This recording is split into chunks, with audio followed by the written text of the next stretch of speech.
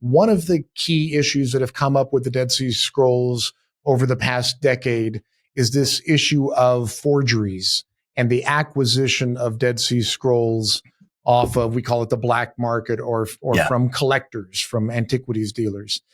What are some of the red flags when attempting to acquire Dead Sea Scrolls? First of all, is this a good practice to try to acquire Dead Sea Scrolls from the market? And if this is something that, one says, okay, well, let's get them off the black market. What are some rules that maybe someone could follow? Maybe someone sitting at home could say, how do I know that's a forgery or not? Yeah.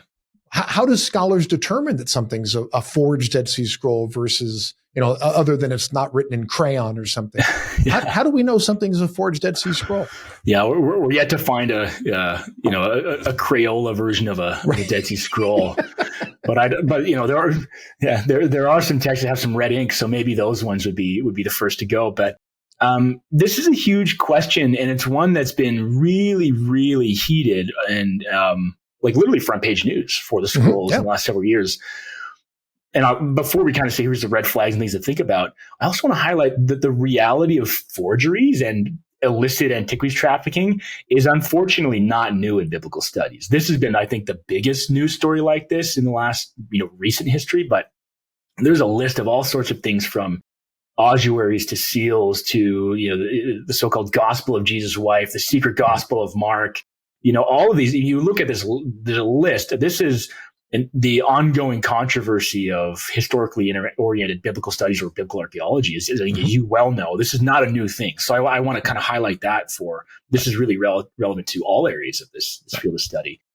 But we do see a real spike in the mid 90s, I would say, but then really kind of after 2002 or so, all of a sudden there's this flurry of activity in buying, selling, and publicizing alleged new Dead Sea Scrolls fragments. So when we look at these, there's a number of tests that have been run, that have been part of these by colleagues that have done this in other organizations that are, their material quality, the chemical quality of the ink. Is one of the things I'm oversimplifying here, but you and I, you've been to Qumran, the Dead Sea is right there. We all know the Dead Sea is the saltiest body of water on earth. You would expect to have a certain salinity on manuscripts, right? To a degree, if they're in the area. Right. Well, you wouldn't expect to find iodized table salt on these manuscripts. Right. But there's the chemical quality of some of these. It's, again, caricaturing it, but it's probably a little bit laughable to imagine a forger writing something and then shaking their table salt at their kitchen table. But that's kind of seems to be maybe some of that happened. Right. So there's things like that, chemical and materially, that you can study. But there are things that you can look at either with the naked eye or using the brain in your head to try and see, is this too good to be true? And there's kind of like I've got 6 red flags. One of them is when you look at these collections, and these collections are between 5 and 6 different organizations and personal collections and around the world. There's just too much Bible in them. When we look at the, 900, 930 plus whatever fragments of the authentic Dead Sea Scrolls that we have, about 23% of those are biblical texts or what become biblical texts. Again, nuance aside, books that later become the Hebrew Bible or Old Testament. Yeah, when we look at the same statistic across these 5 or 6 collections, we find a incredibly high concentration of alleged biblical texts among these fragments, way higher, so much so that it might not be a deal breaker, but it should start to raise some suspicion. Right. Is there something here that's off in the statistics alone? That there's too much Bible in these writings, and I think that's one kind of early warning sign. Second to that, it's not only too much Bible for the stats, but there's a curious concentration of theologically loaded passages, particularly in passage that might be of interest to a conservative, evangelical, broadly defined readership that's interested in the Bible and its history. So, for example, one of these fragments is of Leviticus 18:29.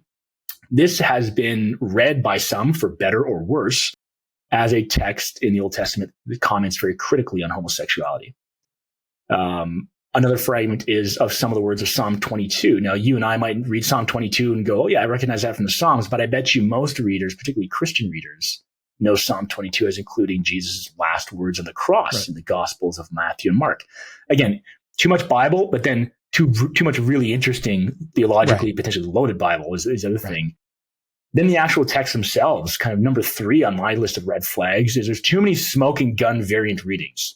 I mentioned earlier on the NRSV committee from the 1950s was like, we think there's going to be words and phrases that we're going to, restore into Scripture, and the scrolls do that. And it's awesome and fantastic, and it's a whole area we can explore.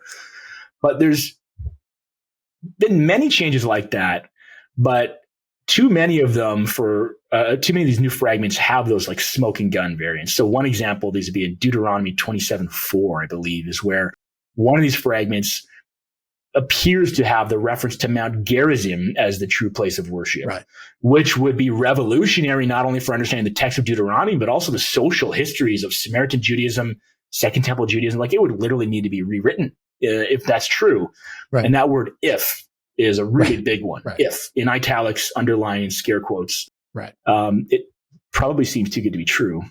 And in fact, many of these new readings aren't new. If you do some text critical sleuthing, you find that these new readings are actually coming from the footnotes of earlier versions of the Hebrew Bible, or even Bible commentaries from the 1900s, where a scholar would go, I don't think this word's right. I think the original probably was this. And so whoever's making these is doing some good homework. I'll give them credit on that they're pulling those ideas and then creating a text that authenticates it. One of your earlier questions, or your first question, was on, should we be doing this? Yes and no. And yes or no, I should say. And one of the problems we have here is there's way too many blind spots in the acquisition history. For any historical study, both where you find something and then the chain of custody from where you find that something in an archaeological dig or an archive or whatever, and how that goes from that discovery to a museum, to an archive, to a university, to a lab, to wherever this thing gets studied. We want to know where it was found in a controlled dig, ideally, and then how it went from point A to point B.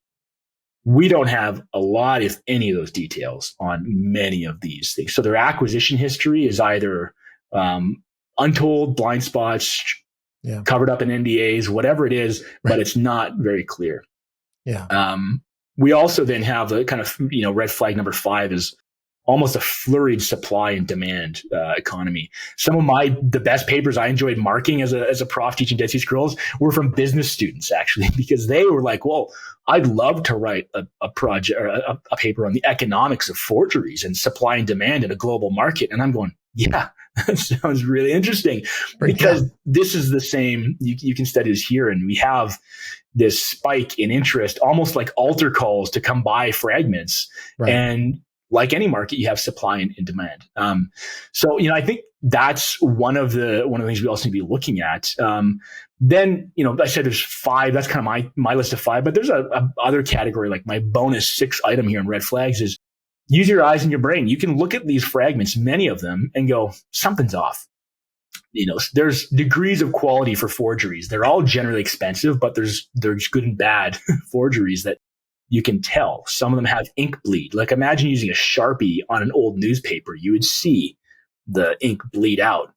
Many of these fragments have that. Many of them have lines that if you project the lines, they would probably go off like this in different directions, because they're not ancient scribes. They're modern writers trying to approximate this. Or they have cramped text that's written on a fragment and they're using the material in a certain way. Character formation, scribal hands. These are all things that are non-destructive technologies, but we know enough about scribal culture that if you have a basic awareness of that, you can look at a text and go, this seems like there's several things that are off here. So that's my kind of list of 5, maybe 6 things we could look at that don't even get at the material and chemical qualities, which is all super important. And I'm glad that work's been happening. But it's made this very much an ongoing story and ongoing controversy. But it's not that often where you have ancient finds that are so consistently front page news. And the scrolls kind of have that, for better or worse, going for them because of this.